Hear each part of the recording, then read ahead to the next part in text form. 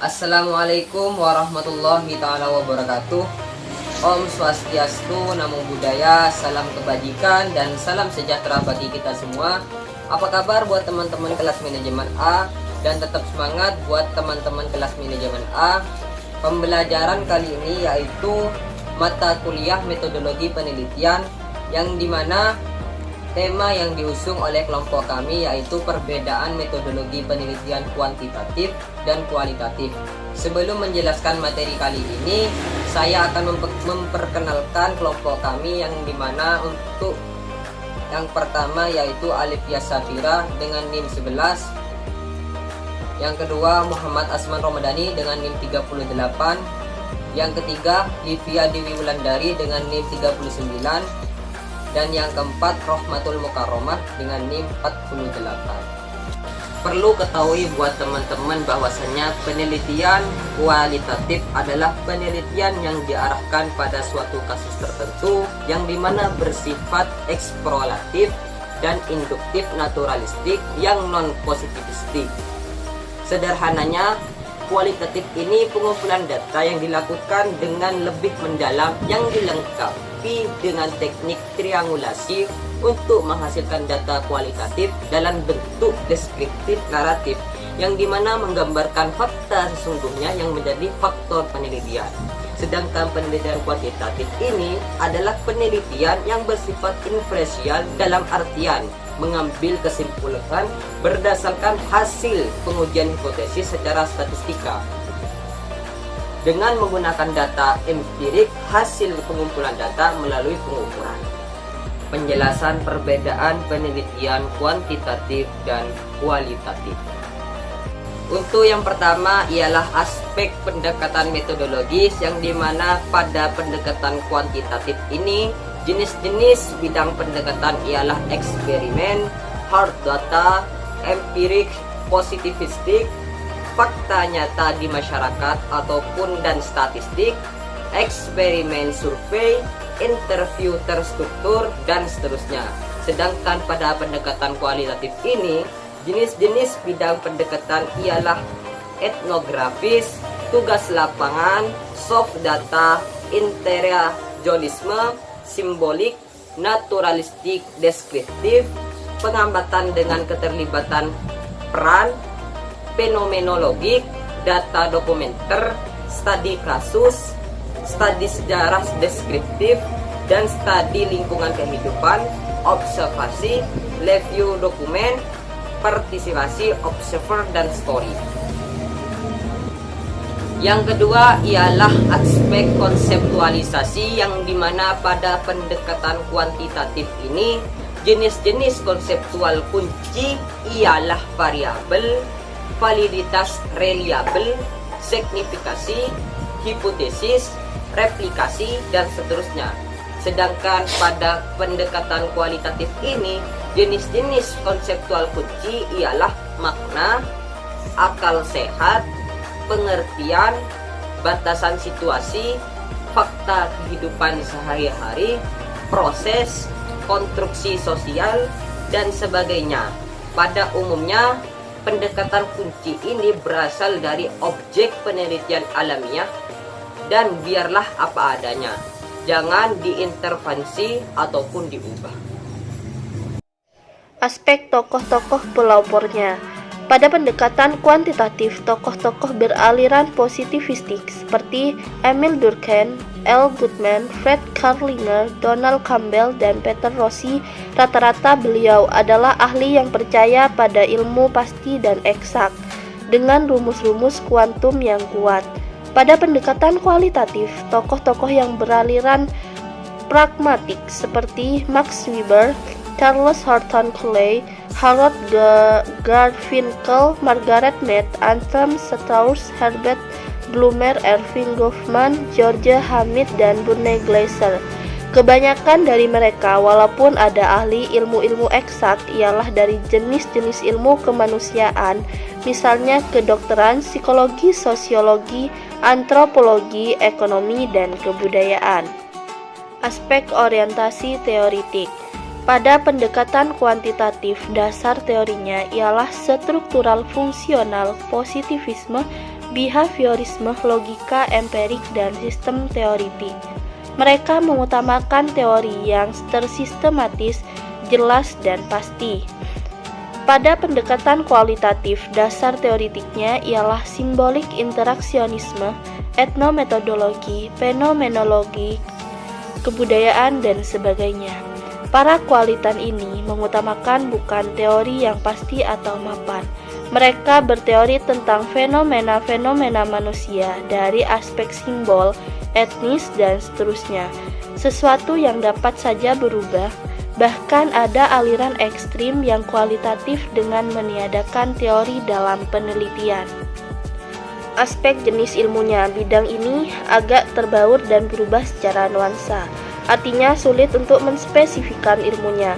Namun, kecenderungan ada ilmu-ilmu yang memiliki pendekatan ambivalen sekaligus kecenderungan kuantitatif terdapat pada ilmu-ilmu teknik, pasti, dan alam. Ekonomi, psikologi, sosiologi, komputer science, dan seterusnya. Kecenderungan kualitatif terdapat pada ilmu-ilmu humaniora, sejarah, sosiologi, antropologi, ilmu kebudayaan, dan seterusnya. Akhir-akhir ini, ada ilmu yang memiliki pendekatan keduanya, seperti sosiologi, kedokteran, perilaku, ekonomi, deskriptif, dan seterusnya. Aspek tujuan atau target. Pada pendekatan kuantitatif, arah dan fokus suatu penelitian ialah melalui uji teoritik, membangun dan menyusun fakta dan data, statistik, kejelasan hubungan dan prediksi. Berarti tiap langkah mengutamakan aksioma, rumus, dan soal-soal penyelesaian dan mengatasi persoalan secara langsung.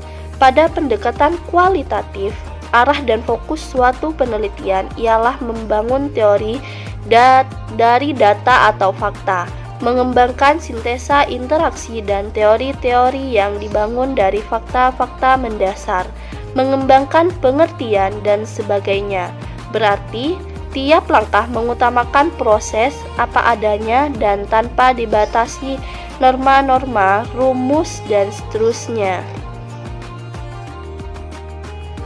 Aspek korelasi dengan responden. Pada pendekatan kuantitatif diperlukan ukuran short term atau long term jarak dengan yang diteliti, menilai sebagai peneliti penuh terhadap yang diteliti, dominasi pada peneliti, dan seterusnya. Mereka menghadap mukakan peneliti orang dan diteliti objek dengan aneka ulah, aturan, dan norma. Pada pendekatan kualitatif diperlukan hubungan yang sederajat dan tidak terbatas atau membedakan antara yang meneliti dan diteliti. Hubungan ialah empatik equalitarian, kontak yang intensif, interview mendalam, dan sebagainya. Mereka yang meneliti harus tenggelam atau sama derajat dengan yang diteliti. Bila perlu, mereka berkedok sebagai informan rahasia di tengah penelitiannya. Mereka penetrating atau menembus di tengah masalahnya. Aspek instrumen dan perlengkapan. Pada pendekatan kuantitatif, maka perlengkapan seperti kuesioner, inventoris, komputer, indeks, pengukuran dari rumus-rumus, dan seterusnya. Jelas mereka menerapkan aplikasi teknik rumus dan kepastian. Pada pendekatan kualitatif, maka perlengkapan seperti tape record, audiovisual, dan seterusnya yang diperlukan. Mereka menganggap the researcher servant the only instrument. Aspek pendekatan terhadap populasi. Pada pendekatan kuantitatif dipergunakan rechecking berupa kontrol, validitas, verification, obtrusiveness, dan seterusnya. Mereka mempergunakan kontrol yang jelas dengan pengulangan proses menuju pada kebenaran tujuan penelitian. Pada pendekatan kualitatif dipergunakan time consuming, reduksi data, reliabilitas, dan seterusnya. Aspek desain. Pada pendekatan kuantitatif, mereka menginginkan desain yang terstruktur, terorganisasi, urut, bahkan yang sistematis. Design a detailed plan of operation. Pada pendekatan yang kualitatif, mereka menginginkan desain yang fleksibel, umum, dan muncul dengan sendirinya. Design opposed to how do you make proceed. Oleh karena itu, desain pendekatan kualitatif tidak pernah uniform atau seragam. Aspek penggalian data lapangan. Pada pendekatan kuantitatif, penggalian data dilakukan melalui coding kuantitatif, perhitungan, pengukuran, dan statistik. Kesemuanya diaplikasikan pada patokan umum dan diukur dengan patokan tersebut untuk dinyatakan pembuktian diterima atau ditolak.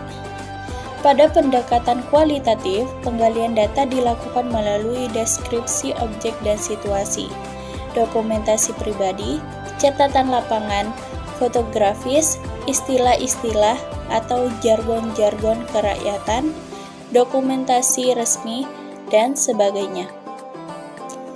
Tidak ada patokan absah dari peneliti.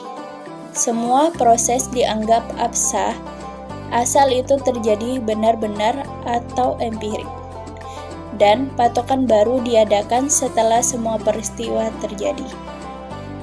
Aspek pengambilan sampel. Pada pendekatan kuantitatif, jumlah sampel harus terseleksi jelas dengan cara acak, struktur, mana yang kelompok eksperimen dan mana yang kelompok kontrol.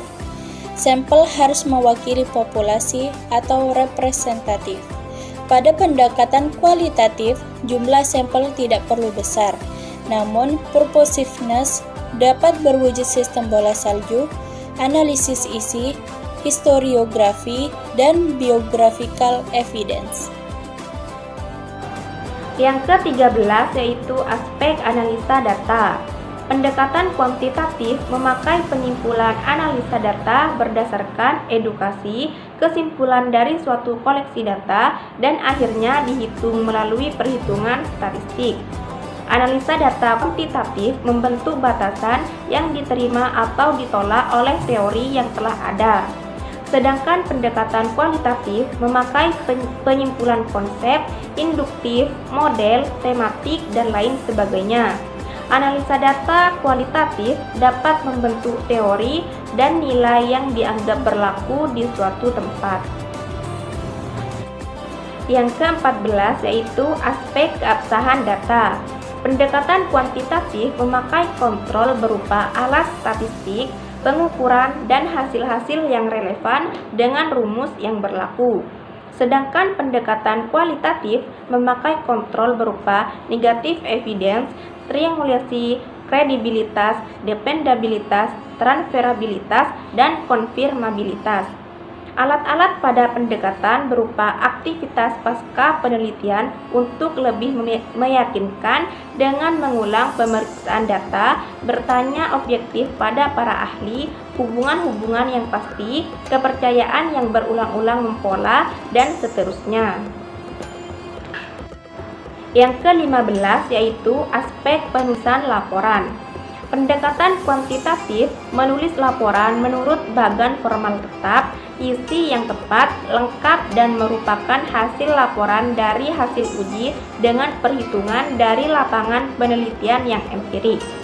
Pendekatan kualitatif menulis laporan menurut logika penulis dalam urutan laporannya, isi tidak menurut formalitas yang tetap, namun berupa rangkaian stories yang dapat dipertanggungjawabkan oleh peneliti, terdiri dari story dengan penulisan yang dapat saja saling tumpang tindih namun bermakna. Berikut merupakan daftar pustaka dari materi-materi yang telah kami cari. Yang pertama yaitu dari buku yang penulisnya Jali tahun 2020 tentang metodologi penelitian kuantitatif, diterbitkan di Jakarta oleh Bumi Aksara.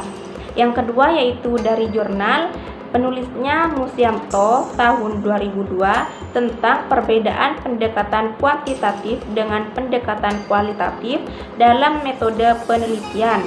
Jurnal Manajemen dan Kewirausahaan volume 4 nomor 2 halaman 123 sampai 136. Terima kasih telah menonton video kami. Semoga ilmu-ilmu dari kami dapat bermanfaat. Mohon maaf apabila ada kesalahan. Tetap berada di rumah, jangan lupa pakai masker, tetap jaga kesehatan. Wassalamualaikum warahmatullahi wabarakatuh.